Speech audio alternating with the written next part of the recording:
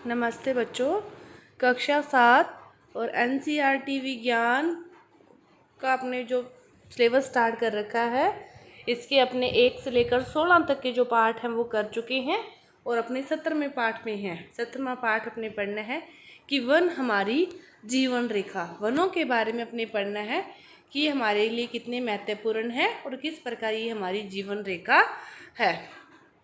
तो देखो, पाठ को शुरू करते हैं कि एक बार शाम को बूझो एक बूढ़े व्यक्ति के साथ पार्क में गया। मैं एक वृद्ध व्यक्ति के साथ, किसी भी दादा दादी नाना नानी किसी के भी साथ होगा कि वह पार्क में गया, तो उसने उनका जो परिचय है वो अपने मित्रों से करवाया। उसके वहाँ पे मित्र थे। तो प्रोफेसर अहमद विश्वविद्यालय में कार्यरत एक वैज्ञानिक थे। बच्चे खेलने लगे और प्रोफेसर अहमद थे वो एक बेंच पर बैठ गए। बच्चे खेलते रहे। वे जब थके हुए थे क्योंकि उन्हें शहर के स्वर्ण जयंती समारोह में भागीदारी की थी। प्रोफेसर अहमद एक किसी भी कार्यक्रम में जाकर आए थे, इसीलिए वो क्या थे, थके हुए थे और वो एक बेंच पर बैठ गए। थोड़ी देर में बच्चे उनके इर्द गिर्द आकर बैठ गए। तो बच्चे भी समारोह के बारे में जानने लगे। आप बताओ कि आप वहाँ गए, आपने क्या किया। तो प्रोफेसर ने उन्हें बताया कि वे सांस्कृतिक कार्यक्रम में गए। उसके पश्चात उन्होंने वरिष्ठ नागरिकों ने शहर की बेरोजगारी की समस्या पर चर्चा की। पहले प्रोग्राम में गए, फिर उन्होंने चर्चा की और शहर के ठीक बाहर स्थित वन्य क्षेत्र की सफाई करके एक कारखाना स्थापित करने की योजना प्रस्तुत की गई। बेरोजगारी कम करने के लिए क्या किया गया कि शहर के बाहर कोई वन्य क्षेत्र है, वहाँ की सफाई करके वहाँ पर कोई कारखाना स्थापित हो जाए और कारखाने में फिर कई लोगों को रोजगार मिल जाएगा।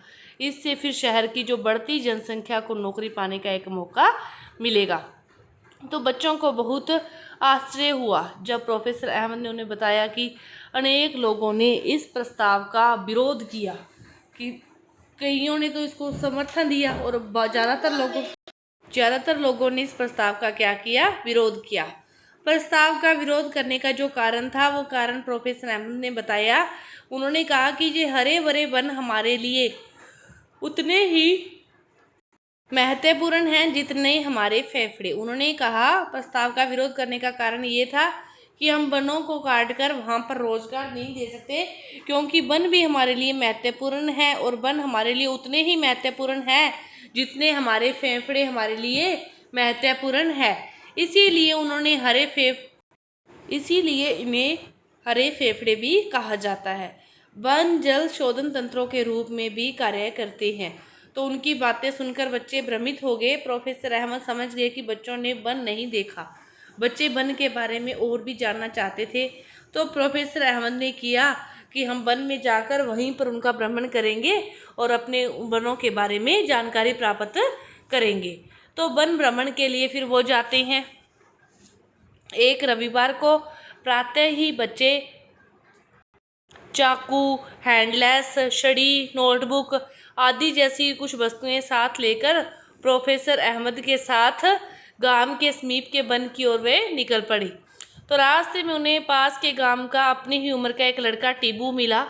रास्ते में उनको एक लड़का मिल गया पास के गांव का, जो अपनी चाची के साथ मवेशियों को वन में चराने ले जा रहा था। उन्होंने पाया कि टिब्बू बहुत फुर्तीला है, क्योंकि वह मवेशियों के झुंड को एक साथ रखने के लिए आनन फानन में यहाँ वहाँ जा रहा था। तो बच्चों को देखकर टिब्बू ने भी उनके साथ चलना शुरू कर दिया, जबकि मवेशियों को लेकर उसकी चाची दूसरी ओर निकल गई।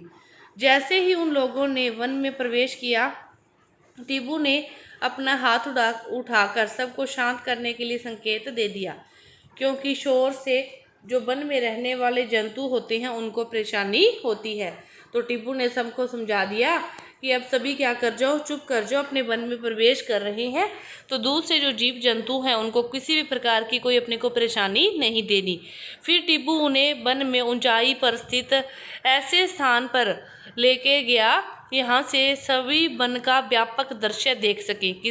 फिर वो तो रोज का काम था उसका, तो यहाँ पे आना, तो उसको पता था उसके बारे में। आप जिस जगह रोज जाते हो, लगभग जाते रहते हो, तो आपको उस स्थान के बारे में ज़्यादा पता होता है।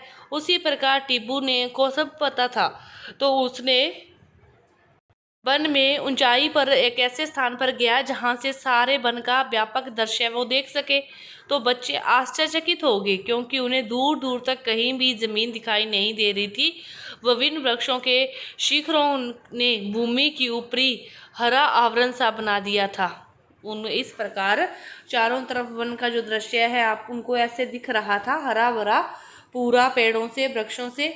तो उसे किसी भी प्रकार की कोई खाली जमीन उनको दिखाई नहीं दे रही थी। यद्यपि ऐसे कुछ वन्य जंतु भी दिख रहे थे। जब वो ऊपर चढ़े तो उसको कुछ वन्य जंतु इस प्रकार पेड़ पौधे हरे भरे उनको दिख रहे थे। आवरण समान रूप से हरा नहीं था, तो वहाँ का वातावरण शांत था। ठंडी हवा मंद गति से बह रही थी। इससे बच्चे काफ़ी तरोताज़ा और प्रसन्न हो गए। आप भी कभी ऐसे स्थान पर गए हो जहाँ पर चारों ओर वन ही वन और जीव जंतु हो, तो वहाँ का जो वातावरण होता है वो कैसा होता है? शांत होता है। और वन में चारों तरफ पेड़ होने से जो ठंडी हवा होती है वो मंद गति से फिर बह रही थी। इससे बच्चे क्या हुए? काफ़ी तरोताज़ा हो गए और प्रसन्न हो गए।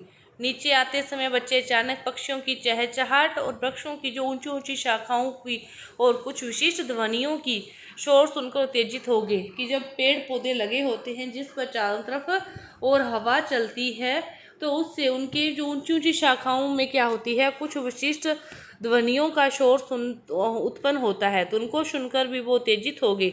तो टिब्बू ने उन्हें शांत रहने को कहा, क्योंकि यह वहाँ की सामान्य घटना थी। टिब्बू के लिए तो ये क्या थी? वहाँ की सामान्य घटना थी, लेकिन बच्चों को कुछ नहीं पता था। तो उसने टिब्बू ने उसे बताया, उन्होंने उनको बताया कि अब शांत हो जाओ, कुछ भी नहीं है, ये तो रोज की बात है, सामान्य घटना है। बच्चों की उपस्थिति के कारण कुछ बंदर वृक्षों पर ऊंची शाखाओं पर चढ़ गए। जो बंदर है वो भी डर गए भी ज़्यादा बच्चे आने से। तो बच्चों की उपस्थिति के कारण फिर वो ऊंची शाखाओं पर चढ़ गए, जिससे वहाँ विश्राम कर रहे पक्षी फिर क्या हो गए? अशांत हो गए। जब बंदर ऊपर चढ़े तो वहाँ पे जो पक्षी बैठे थे फिर वो अशांत हो गए। जंतु अक्सर अन्य जंतुओं को सचेत करने के लिए विशिष्ट प्रकार की ध्वनि करके चेतावनी देते हैं। तो टिब्बू ने यह भी बताया कि शूकर, ब्राज या सुअर, गोर, गिद्दड़ से ही हाथी जैसे जंतु वन के अधिक सघन क्षेत्रों में रहते हैं। उन्होंने बताया कि अपने जिस साइड जा रहे हैं इस साइड नहीं है, वो जहाँ पर वन बहुत ज़्यादा सघन है, जहाँ पर पूरा ये चारों तरफ बहुत ही नज़दीक पेड़ पौधे लगे हुए हैं, तो उस साइड वो रहते हैं, इधर नहीं रहते। तो प्रोफेसर अहमद ने बच्चों को सावधान किया कि उन्हें वन के अधिक सघन क्षेत्रों में नहीं जाना। तो फिर प्रोफेसर अहमद ने बताया कि अपने उस क्षेत्र में नहीं चलेंगे और आप लोगों को भी उस क्षेत्र में नहीं जाना। बुज्ज और पहली को याद आया कि उन्होंने कक्षा 6 में वनों को आवासों के रूप में पढ़ा था। अब वे समय देख रहे थे कि वन किस प्रकार है और अनेक जंतु और पादपों के लिए आश्रय व आवास प्रदान करते हैं। उन्होंने खुद उसको तब तो उन्होंने पढ़ा ही पढ़ा था, अब वो सोच रहे हैं कि हमने देख भी लिया कि ये जो वन है वो जंतुओं के लिए क्या है? आश्रय और आवास का स्थान है। कि बहुत सारे जो जीव जंतु हैं वो पेड़ों के ऊपर भी रहते हैं, उनके लिए ये क्या है? एक प्रकार का आवास स्थान है। इसके बाद जैसे ये नीम का पेड़ है, ये बांस का पेड़ है, इस प्रकार होता है, इस प्रकार की पत्तियां होती है नीम के पेड़ की। बांस का पेड़ नीचे से इस प्रकार छोटी छोटी शाखाएं उसकी निकलती है। ये शीशम का पेड़ है, पूरा बड़ा होता है। सेमल का पेड़ की कोई ज़्यादा छाया नहीं होती, लेकिन इसकी जो ऊंचाई है वो पूरी इस प्रकार होती है।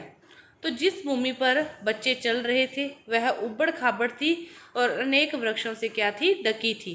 कि जो वनों की भूमि होती है वो समतल नहीं होती, वह उबड़ खाबड़ होती है। तो वनों वाली भूमि समतल नहीं होती, वह कैसी होती है? उबड़ खाबड़ होती है और अनेक वृक्षों से ढकी थी। तो टिब्बू ने साल, टीक, सेमल, शीशम, नीम, प्लास, अंजीर, खेर, आंवला, बांस, कचनार आदि के वृक्षों की पहचान करने में उनकी मदद की। तो ये सारे उनको बताया कि ये नीम का पेड़ है, ये अंजीर का है, ये आंवले का है, ये शीशम का है, ये बांस का है। तो सभी प्रकार के पेड़ों के बारे में भी उनको जानकारी प्रदान की। तो प्रोफेसर अहमद ने बताया कि वन में बहुत प्रकार के जो वृक्ष हैं, झाड़ियाँ हैं, शाख है और घास पाई जाती है। तो वृक्षों पर विभिन्न प्रकार की बिसर्पी लताएं, रोही लताएं भी लिपटी हुई थी। तो वृक्षों की घनी पत्तियों के आवरण के कारण सूर्य मुश्किल से ही कहीं दिखाई दे रहा था, जिससे वन के अंदर काफ़ी अंधकार था। कि वो वृक्षों की पत्तियां बहुत पास पास होने के कारण सूर्य का जो प्रकाश है वो अंदर तो आ ही नहीं रहा था, उसके अंदर क्या था, काफ़ी अंधकार था। इसके बाद क्रियाकलाप दे रखा है 17.1। इसमें वो क्या कह रहे हैं कि अपने घर की विभिन्न वस्तुओं को ध्यान से देख कर आप उन वस्तुओं की सूची बना सकते हो जो ऐसी सामग्री से बनाई है जिन्हें वनों से प्राप्त किया गया हो। आप देख सकते हो प्लाईवुड, ईंधन की लकड़ी, बक्से हैं जो कागज़ भी वन से बनता है, माचिस की तीलियाँ, फर्नीचर, कि आप उनकी एक सूची बना सकते हो। तो शीला समझ नहीं पा रही थी कि आखिर इन वृक्षों को किसने, ये जैसे सारी चीज़ें हैं ना, ये देखो शहद, ये तो वन में, ये भी वन के ऊपर ही लगता है, मोहरी लाख, लकड़ी की ये मूर्ति होती है, ये कत्था, ये गोंद, ये सारी चीज़ें हैं, ये सारे क्या हैं, वन्य उत्पाद हैं। तो किसने लगाया? तो प्रोफेसर अहमद ने बताया कि प्रकृति में जो वृक्ष हैं वो पर्याप्त मात्रा में बीज उत्पन्न करती हैं। कि जो सभी वृक्षों के कोई ना कोई बीज, उनकी शाखाएं किसी न किसी के द्वारा वो उत्पन्न होते हैं।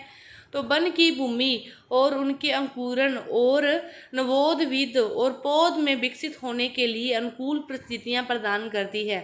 जो प्रकृति है, भूमि है, ये दोनों मिलकर उनको परिस्थितियां देती है।